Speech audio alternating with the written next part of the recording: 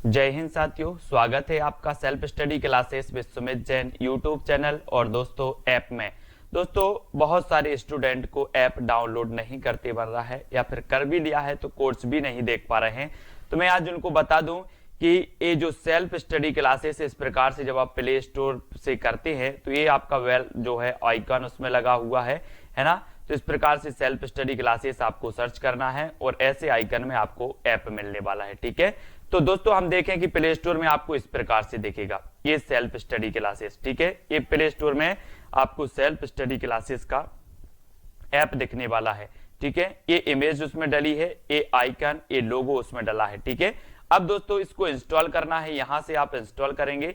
ठीक है, अब इंस्टॉल करेंगे तो वहां पर आपको नंबर मांगेगा, जीमेल नंबर मांगेगा, तो आपको ओटीपी आएगा, तो आप रजिस्टर करके आगे बढ़ेंगे।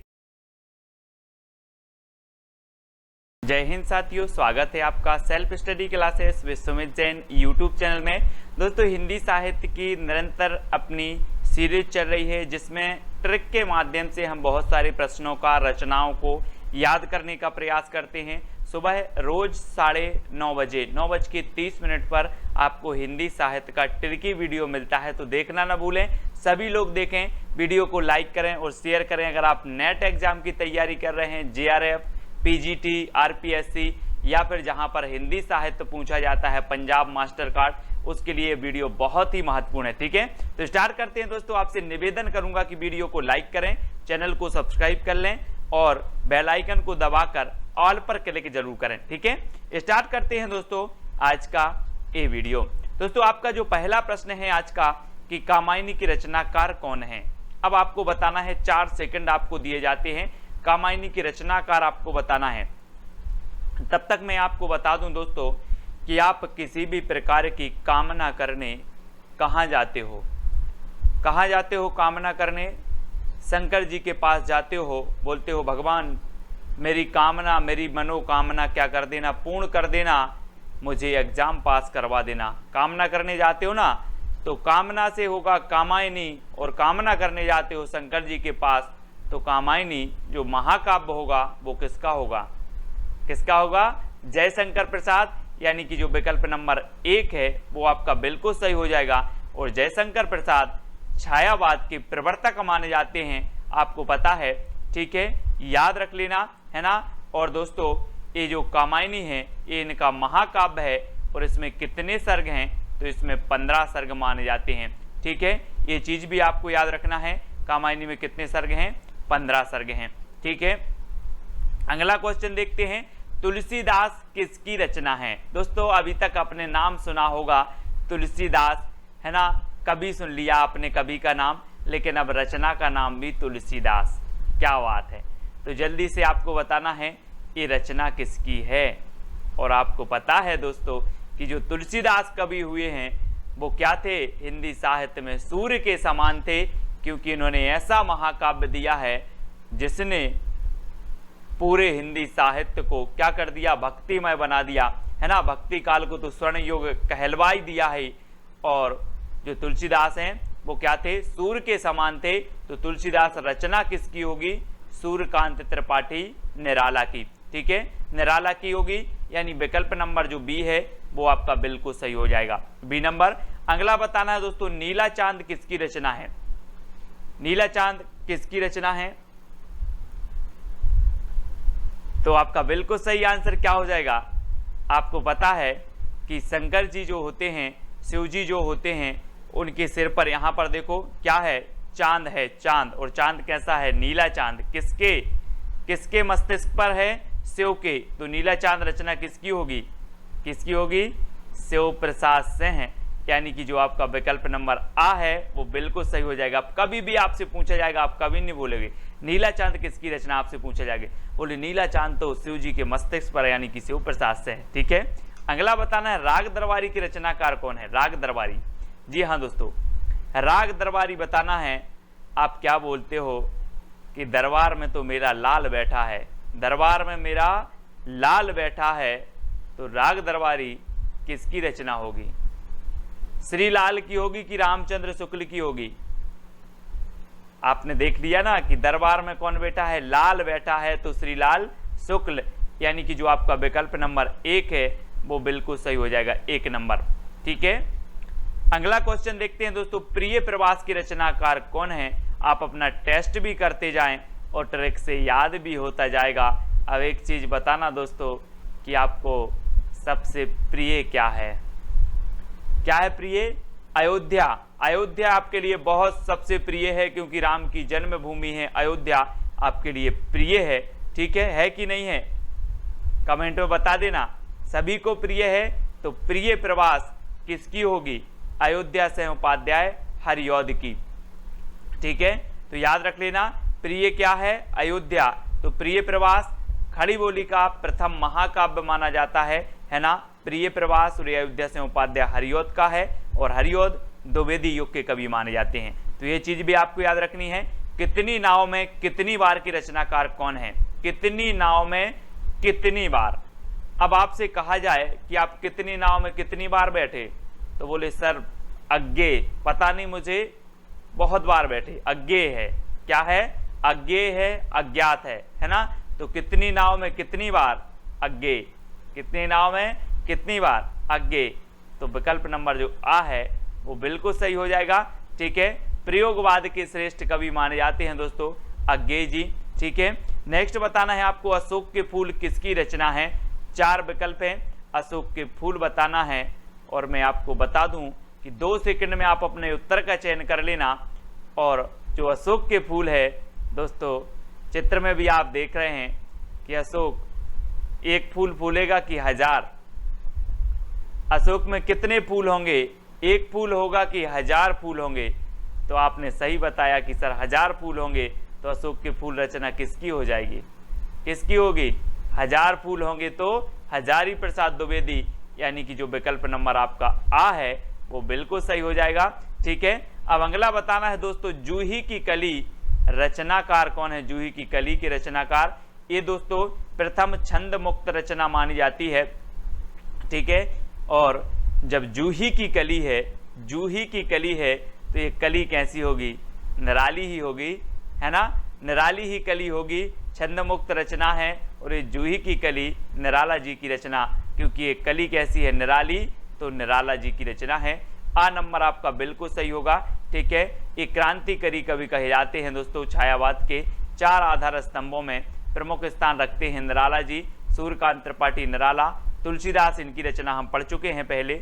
नदी के दीप रचना किसकी बताना है दोस्तों? हमने पढ़ा था पहले कि कितनी नाव में कितनी बार, आपने बताया सर अज्ञेय। अब मैं पूछ रहा हूं आपसे कि नदी में कितने दीप होते हैं? नदी में कितने दीप होंगे? तब भी आप बोलोगे सर मुझे नहीं पता, अज्ञेय, है ना? अज्ञेय। तो नदी के दीप रचना किसकी होगी? अज्ञेय। ठीक है, अज्ञेय याद रखना। अज्ञेय को सिर्फ अज्ञेय से करना है, ज्ञात नहीं, है ना? एक आती है इनकी रचना कोठरी की बात, कोठरी की बात अज्ञेय। तो नदी के दीप अज्ञेय, यानी आ नंबर आपका बिल्कुल सही होगा। नेक्स्ट है, माटी की मूर्तें किसकी रचना है दोस्तों? माटी की मूर्तें आपने देखा होगा दोस्तों कि वृक्षों के नीचे माटी की मूर्तें रखी रहती हैं, उसकी हम पूजन करते हैं। रखी रहती कि नहीं? वृक्ष के नीचे माटी की मूर्तें रखी हैं, उसकी पूजन करते हैं।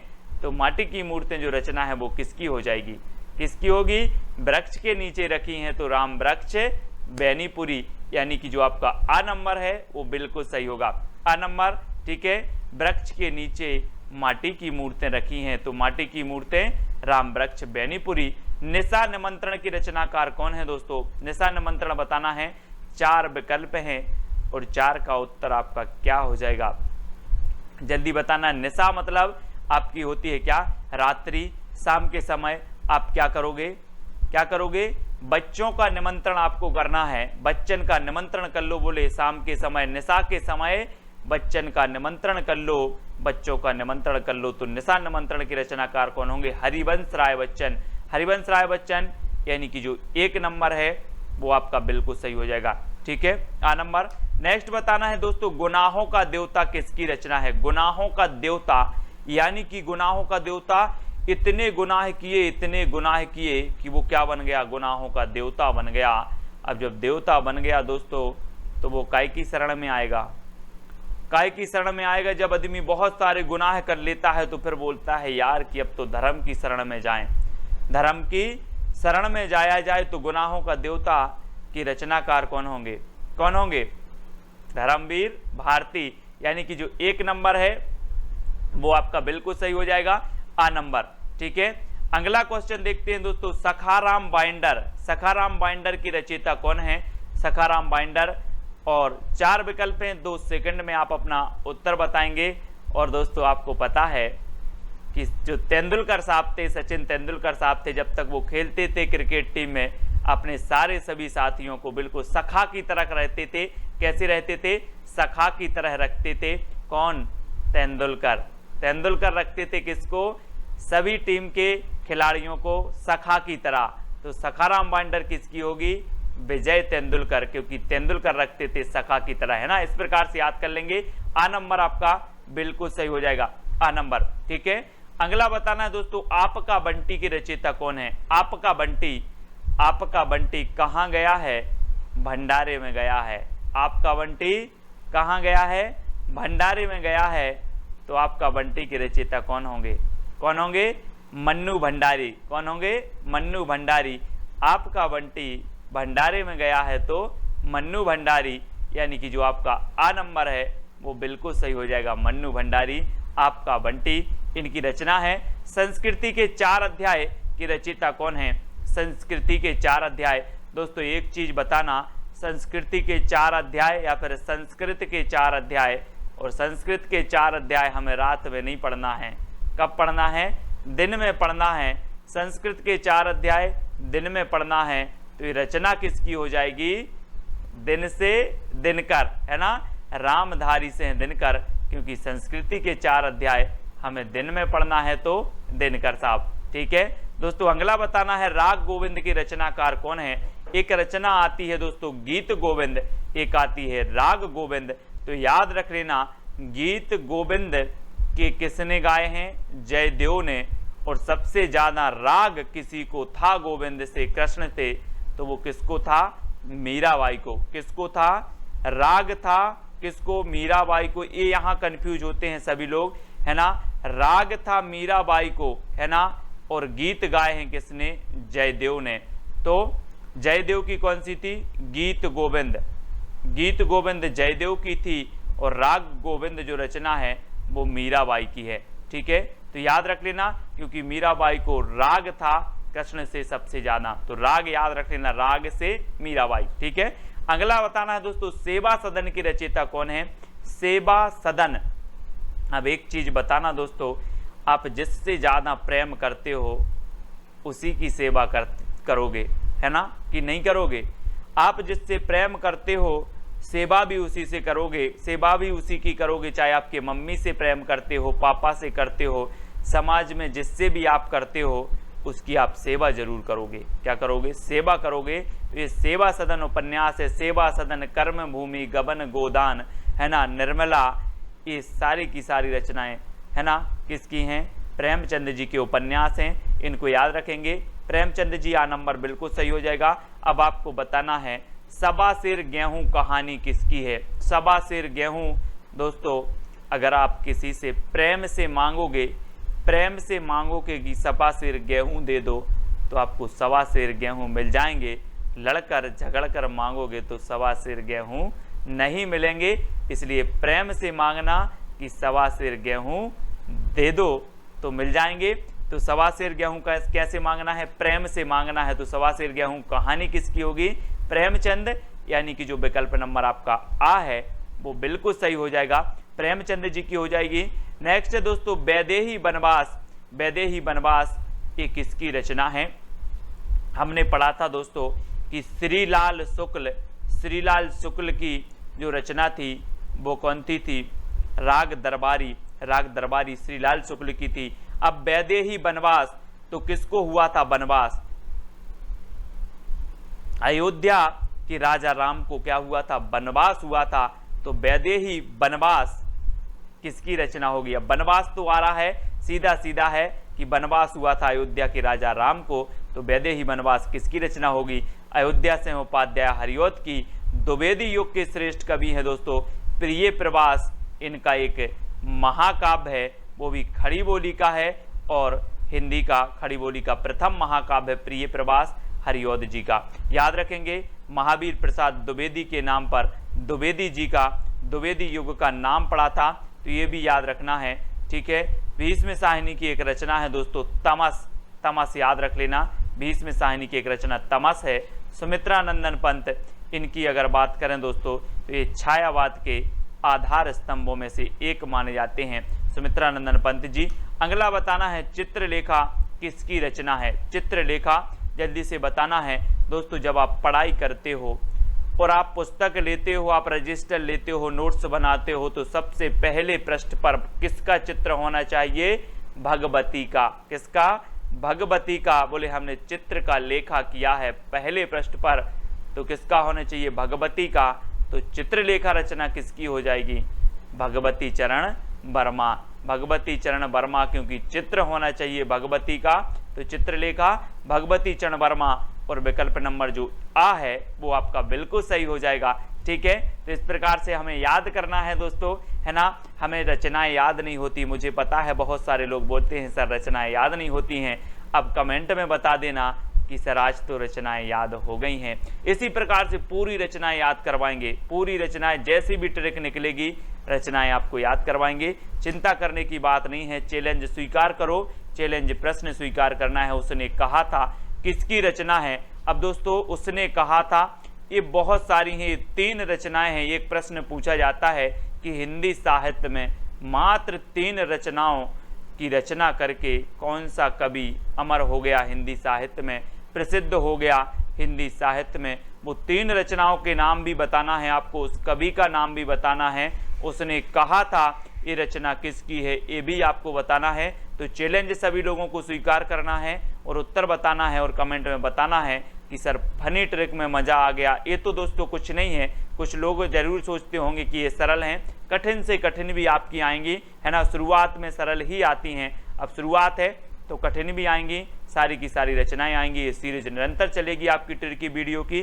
तो आपको नेक्स्ट पिछले वीडियो का आपका प्रश्न है हिंदी का प्रथम महाकाव्य कौन सा है, तो हिंदी का प्रथम महाकाव्य मैं आपको बता देता हूं, है ना, क्योंकि पिछले चैलेंज में मैंने आपसे पूछा था। और पृथ्वीराज रासो ये हिंदी का प्रथम महाकाव्य है दोस्तों, और पृथ्वी का उपग्रह है चंद्रमा। तो पृथ्वीराज रासो के जो कवि हो जाएंगे वो कौन हो जाएंगे? चंद्र बरदाई। इसलिए चंद्र बरदाई को हिंदी का प्रथम महाकवि भी माना जाता है। तो सभी लोग याद रखेंगे। इसी प्रकार से सारी की सारी चीजें, पंक्तियां भी आपको याद करवाएंगे, है ना, आपको क्रमबद्ध कवि भी याद करवाएंगे, चिंता न करें। आपको पंक्तियां याद करवाएंगे, आपको पात्र याद करवाएंगे, सब कुछ याद करवाएंगे, याद होंगी, फनी ट्रिक से होंगी दोस्तों। सिर्फ बने रहना है, वीडियो को लाइक करना है, चैनल को सब्सक्राइब कर लेना, बेल आइकन को दबाना। ग्रुप से जुड़ना है तो 9098609291 ये हिंदी साहित्य का ग्रुप के लिए आपको नंबर दिया है। टेलीग्राम ग्रुप से तो आपको जुड़ना ही है। टेलीग्राम में आपको टेलीग्राम ऐप डाउनलोड करना है, उसमें सर्च करना है IAS स्टडी ट्रैक और ज्वाइन हो जाना है। ठीक है, वीडियो को सभी लाइक करेंगे, वीडियो को शेयर भी करना है। वीडियो कैसा लगा कमेंट में जरूर बताया करो। और आज के वीडियो के लिए बस इतना ही। और सबसे अच्छी ट्रिक आपको कौन सी लगी ये भी आपको बताना है।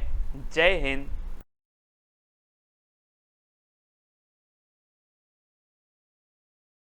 जय हिंद साथियों, स्वागत है आपका self study classes with Sumit Jain YouTube channel और दोस्तों ऐप में। दोस्तों बहुत सारे स्टूडेंट को ऐप डाउनलोड नहीं करते बन रहा है, या फिर कर भी लिया है तो कोर्स भी नहीं देख पा रहे हैं। तो मैं आज उनको बता दूं कि ये जो सेल्फ स्टडी क्लासेस इस प्रकार से जब आप प्ले स्टोर से करते हैं तो ये आपका वेल जो है आइकन उसमें लगा हुआ है ना। तो इस प्रकार से सेल्फ स्टडी क्लासेस आपको सर्च करना है और ऐसे आइकन में आपको ऐप मिलने वाला है। ठीक है, तो दोस्तों हम देखें कि प्ले स्टोर में आपको इस प्रकार से दिखेगा ये सेल्फ स्टडी क्लासेस। ठीक है, ये प्ले स्टोर में आपको सेल्फ स्टडी क्लासेस का ऐप दिखने वाला है। ठीक है, ये इमेज उसमें डली है, ये आइकन, ये लोगो उसमें डला है। ठीक है, अब दोस्तों इसको इंस्टॉल करना है, यहां से आप इंस्टॉल करेंगे। ठीक है, अब इंस्टॉल करेंगे तो वहां पर आपको नंबर मांगेगा, जीमेल नंबर मांगेगा, तो आपको OTP आएगा, तो आप रजिस्टर करके आगे बढ़ेंगे।